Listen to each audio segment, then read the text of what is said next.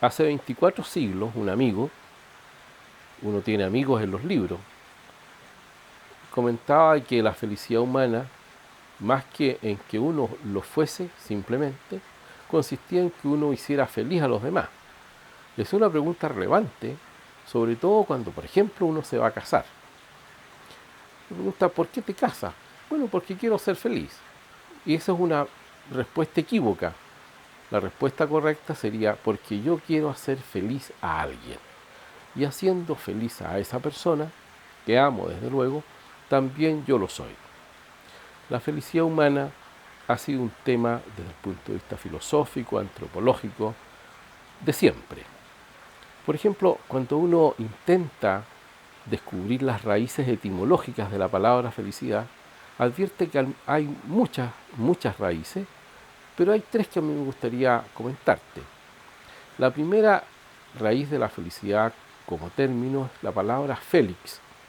La palabra félix significa que es fértil en frutos, que hay una fertilidad en engendrar frutos.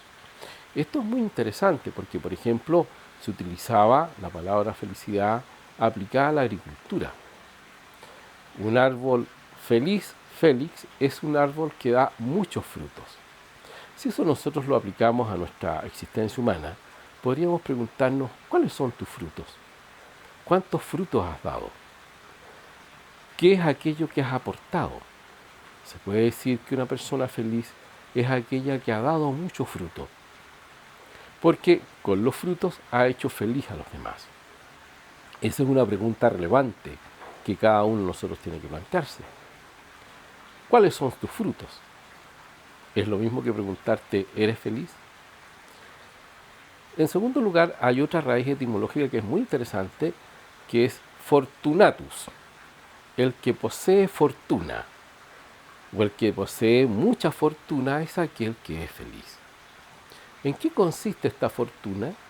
Básicamente en un conjunto de bienes que la persona va adquiriendo para hacerse mejor, ser más persona, ser más perfectamente persona, y desde esa perspectiva, el que tiene fortuna es aquel que ha adquirido bienes, que son la fortuna, que lo hace ser mejor.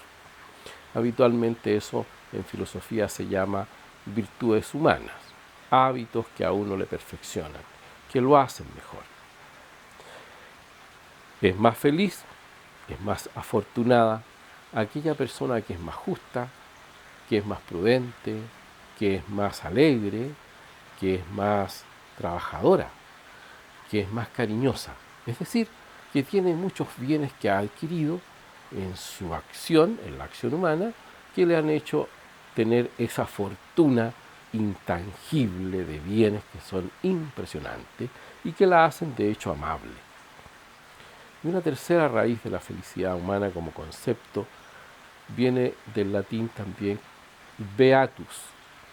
Beatus, una persona beata, en ese sentido originario, es una persona feliz. Esa beatitud, desde el punto de vista de la historia del pensamiento cristiano occidental, se puede calificar de la siguiente manera. Una persona feliz es una persona que ha sido buena y fiel. Buena en el sentido de que lo bueno es lo que todos deseamos, aquello que aspiramos, en todo ámbito de las dimensiones de la persona. Y fiel porque se ha mantenido de manera permanente, humilde, caritativa, podríamos decir, firme respecto de esos bienes que a esa persona le hacen buena. O dicho de otra manera, uno se hace bueno haciendo el bien, y haciendo un bien fundamentalmente silencioso, sin ruido. El bien no hace ruido, decía un hombre antiguo, y el ruido no hace bien. El bien silencioso, ese bien que el hombre y la mujer realizan por otros sin que siquiera se enteren. acerca de ese tipo de bien y ser bueno en ese sentido y fiel, consiste ser feliz. Pero hay formas de no felicidad o de infelicidad humana.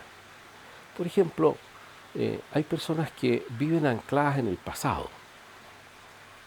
Son personas nostálgicas, que consideran que la felicidad está en lo que ya pasó, en lo que ya no es.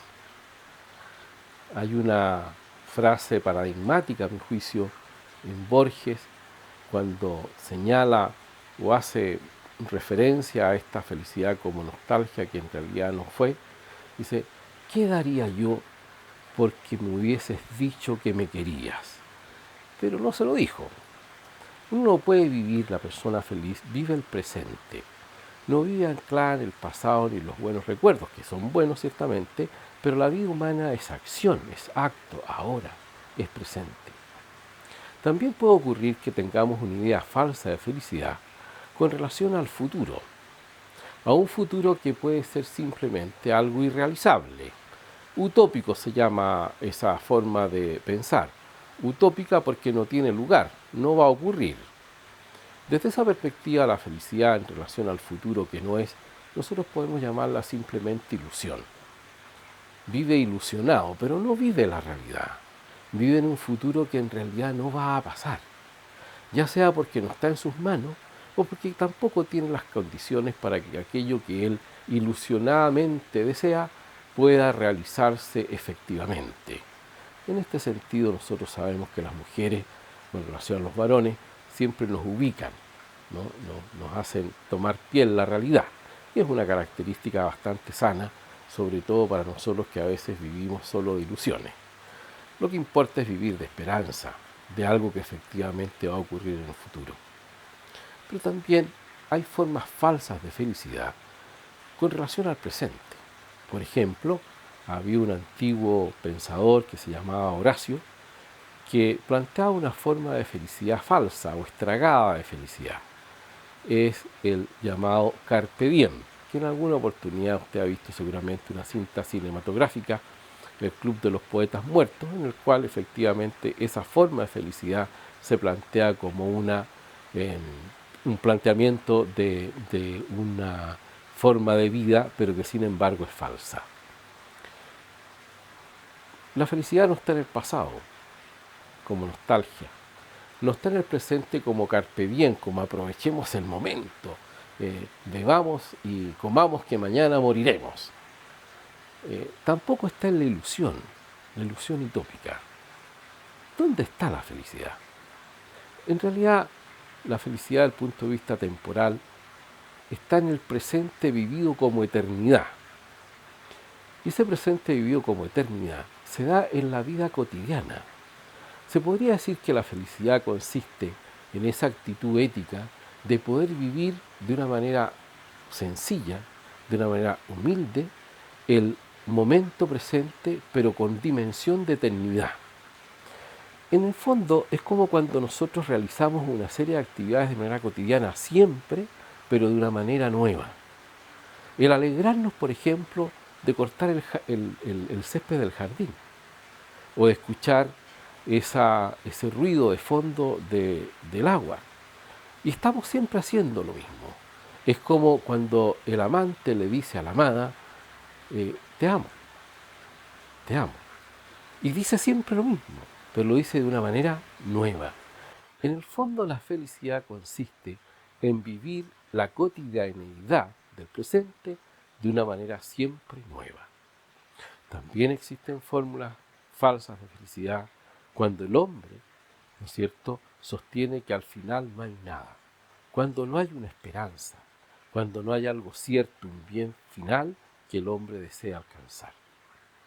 Pero la felicidad podríamos señalar que es el conjunto o resumen de todos los bienes de la vida humana, de las diferentes dimensiones de la vida del hombre, de la dimensión familiar, cuanto padre, hijo, esposo, de la dimensión en cuanto amigo, de la dimensión del bien del trabajo, de la dimensión del bien de la vida societaria. Cuando todos esos bienes están armónicamente encajados de una manera siempre relativa en que el hombre va advirtiendo que esos bienes son dinámicos, el hombre vive en paz, vive feliz. Sostengo que la felicidad no es algo que uno vaya a alcanzar o que tenga o que vaya a ser feliz en el futuro. Me parece a mí que el hombre es feliz y que el despliegue de la condición humana en esas diferentes dimensiones que constituyen toda su existencia, en la medida en que se vivan de una manera armónica, el hombre es feliz, responde a lo que efectivamente es. Pero también hay que señalar que la felicidad tiene otras dimensiones. La felicidad consiste en ser lo que nosotros somos, o responder a lo que en nuestra existencia es lo que es. Y desde esa perspectiva, habrá una felicidad masculina, habrá una felicidad femenina, habrá una felicidad del niño, del no nacido, de la persona anciana. Cada una de las etapas de nuestra existencia consiste en responder adecuadamente a lo que somos en esa dimensión temporal de la vida y ser feliz. Por lo tanto, la felicidad se podría decir que está compuesto por ciertos elementos que son muy sencillos. En primer lugar, por la amistad. Lo más necesario para el hombre es tener amigos. En la universidad, por ejemplo, si a uno le preguntaran qué es lo más relevante desde el punto de vista universitario, la respuesta es tener amigos, hacer amigos. ¿Por qué? Porque la amistad consiste en querer el bien del otro. Y como la felicidad se configura en la bondad de la persona y en la fidelidad de la persona, es evidente que cuando a uno le desean el bien, uno se hace mejor, es decir, es feliz.